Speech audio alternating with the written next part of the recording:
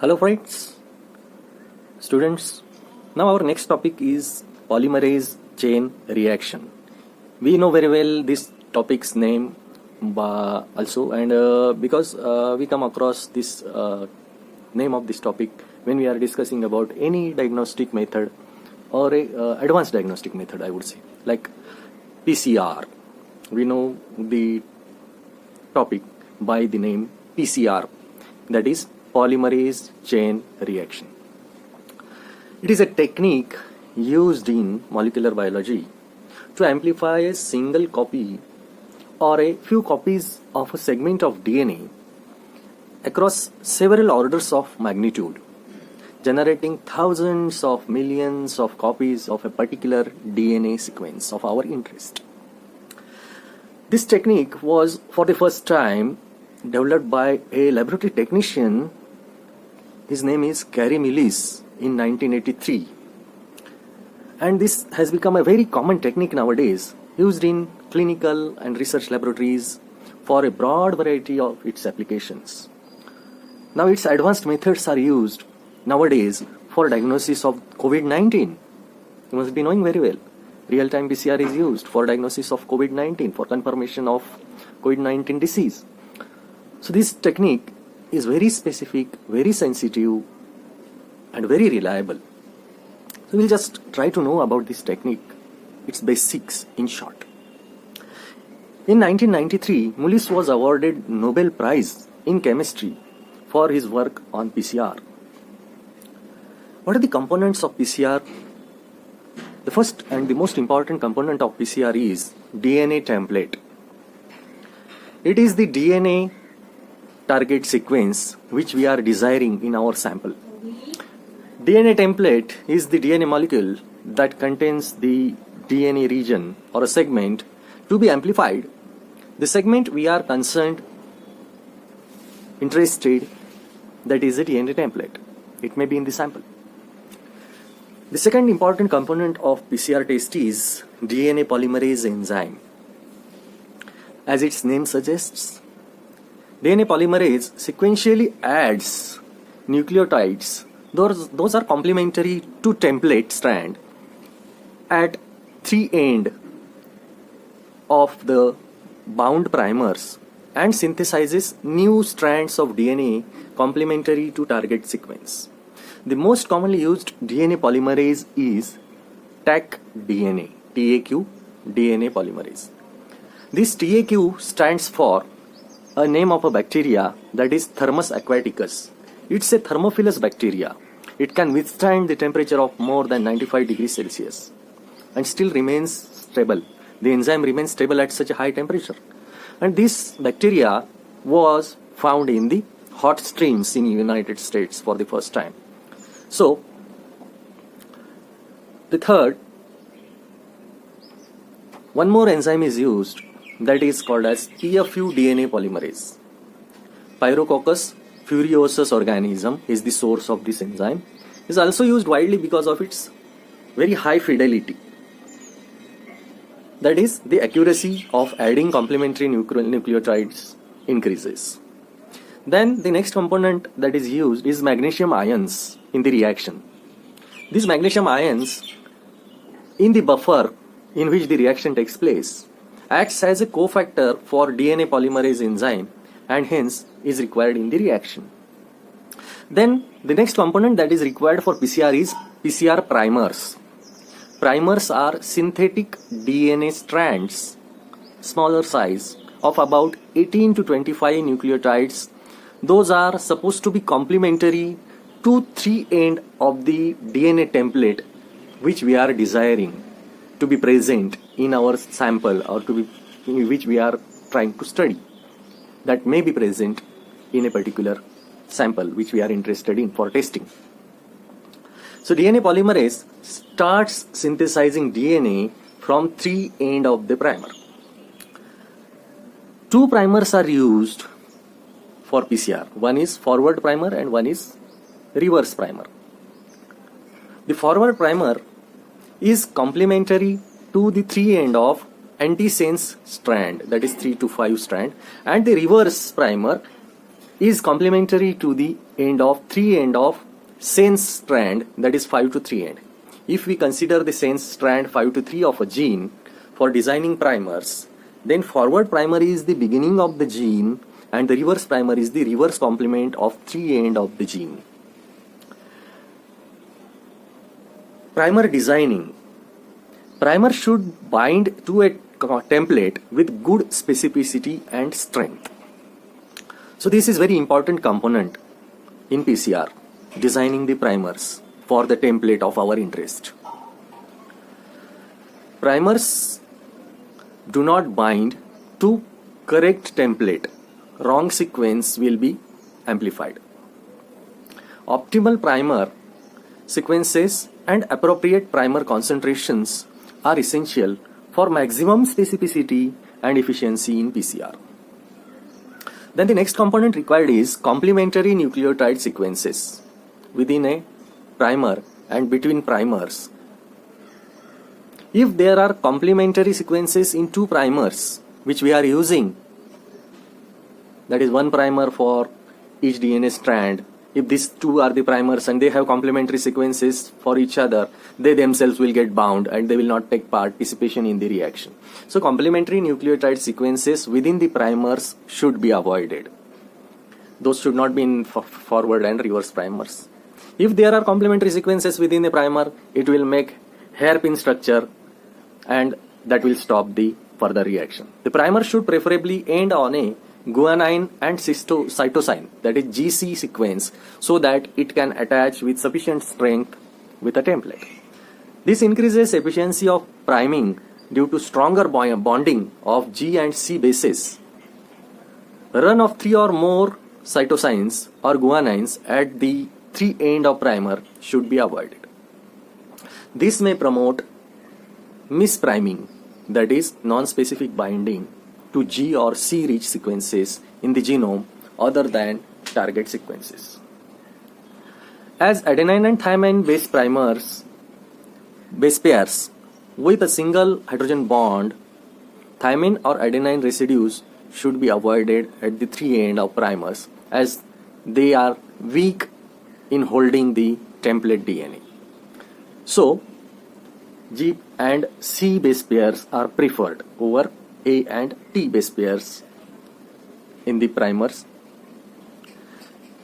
Then the next component that is required in PCR reaction mixture is nucleotides, that is called as DNTPs or deoxynucleotide triphosphates. All types of nucleotides are building blocks for new DNA strands and essential for reaction. It includes A, G, C, T or U, that is adenine, guanine, cytosine, thymine or uracil. Then one more requirement in PCR mixture is magnesium. Magnesium affects primer annealing, that is primer joining the segment of DNA template, primer annealing and template denaturation, as well as it affects enzyme activity. An excess of magnesium gives non-specific amplification, while low magnesium yields lesser amount of desired product. What is the procedure of PCR? There are 3 major steps in PCR which are repeated for 30 to 40 times. That is 30, they are called as cycles. So 30 to 40 cycles are carried out in the PCR. This is done on an automated machine that is called as thermal cycler or thermocycler machine or PCR machine, which can heat and cool the small tubes that we are keeping in that machine containing a mixture of all the reagents or components that we have discussed just now. And this heating and cooling takes place at a very fast or in a very short time duration. So the first step that begins in the tube once we keep it in the PCR machine is denaturation of the DNA template in the sample that we have added in this PCR mixture. And this denaturation of the DNA sample takes place at 94 degrees Celsius. At 94 degrees Celsius, if there is a DNA fragment present in the tube, that will start getting denatured. So denaturation at 94 degrees Celsius is the first step. During the heating step for denaturation, the reaction mixture is heated at 94 degrees for 1 minute, which causes separation of double-stranded DNA. Now, each strand acts as a separate template for synthesis of complementary strands to these two strands. Then the second step in PCR is annealing, and this annealing can take place at the temperature of 54 degrees Celsius. Annealing of primer to these templates, which are now denatured. This step consists of cooling the reaction mixture after denaturation step at 54 degrees Celsius, which causes hybridization, that is annealing of primers to separated strands of DNA. The length of GC content, that is guanine cytosine content of the primer, should be sufficient for stable binding with the template. Guanine pairs with cytosine with 3 hydrogen bonds. Bonding adenine binds with thymine with 2 hydrogen bonds. Thus, higher GC content results in stronger binding. In case GC content is less in primer, length may be increased to have stronger binding, stronger annealing. More number of hydrogen bonding is necessary for primer and template binding. Then the next step, once the primer has bound to the template, the next step is extension step. Extension takes place at 72 degrees Celsius. Whatever the nucleotides are present in the PCR mixture in the tube, those nucleotides will now start coming one after another and the template will start getting extended. The reaction mixture is heated at 72 degrees Celsius, which is the ideal working temperature for the Taq polymerase enzyme that is present in this mixture. The polymerase adds DNTPs or nucleotides complementary to the template on 3OH end of primer, thereby extending the new strand. Then the next step is final holding cycle or final holding temperature. Once the extension of DNA strand happens at 72 degrees Celsius, first 3 steps are repeated 35 to 40 times. Then this DNA which has taken place in PCR or the DNA which has been now synthesized in the PCR, again it is denatured. Again 2 templates will form. Again PCR primers will combine with these 2 templates. Again extension will take place. Again they will get denatured. So this is a cycle, and these cycles will be repeated 35 to 40 times to produce millions of exact copies of targeted DNA. Once several cycles are completed during the hold step, at 4 to 15 degrees Celsius temperature is maintained for short-term storage of amplified DNA sample in the end. PCR, an exponential cycle. That is, PCR is an exponential cycle. As both strands are copied during PCR, there is an exponential increase of number of copies of the genes. Suppose there is only 1 copy of a desired gene before PCR starts. After 1 cycle, there are 2 copies. After 2 cycles, there are 4 copies. After 3 cycles, there are 8 copies of this same DNA strand. What are the reaction conditions and experimental protocol for PCR? Denaturing conditions are best at 94 to 95 degrees Celsius for 30 to 60 seconds. Lower temperatures may result in incomplete denaturation of the targeted templates DNA and PCR products. Higher temperatures and longer amount of time can lead to denaturation of enzyme or loss of its activity in the PCR mixture. General protocol is prepare the mixture in appropriate sized Eppendorf tubes. Small PCR tubes are called as Eppendorf tubes. They are of 0.5 ml to 0.2 ml in size. Then the PCR machine. Load the reaction into 0.2 ml PCR tubes.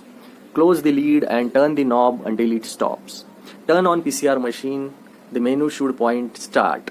Press enter. So in this PCR machine, you could put your program and number of cycles required. Automatically this PCR machine will go on doing its job of heating, cooling, reducing the temperature, again heating, like that. And the cycles will be repeated for the desired times.